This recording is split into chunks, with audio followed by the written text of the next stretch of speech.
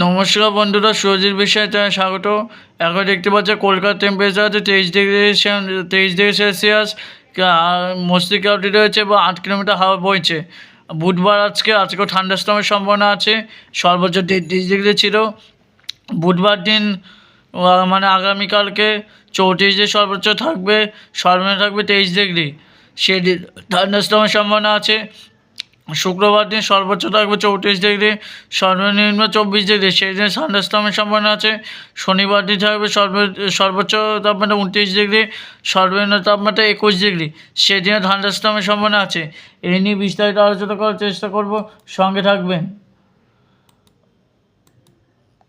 আমরা এবার রেইন মোডে চলে যাবো। রেইন মোড থেকে দেখার চেষ্টা করব যে বৃষ্টি হবে কি, আজকে বৃষ্টি হবে কি না। আমরা ট্র্যাকটাকে চালিয়ে দিয়েছি।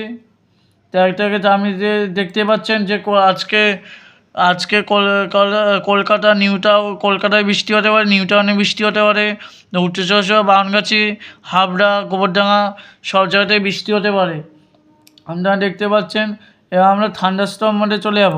থান্ডারস্টর্ম মোডে দেখতে পাচ্ছেন প্রচণ্ড পরিমাণে থান্ডারস্টর্ম দেখা যেতে পারে, মানে বাজ পড়তে পারে। আপনারা সাবধানে থাকবেন। আজকে ভিডিওটা ছিল এই পর্যন্তই। ভিডিওটা ভালো লাগলে একটু লাইক কমেন্ট শেয়ার করতে ভুলবেন না। দেখার জন্য ধন্যবাদ।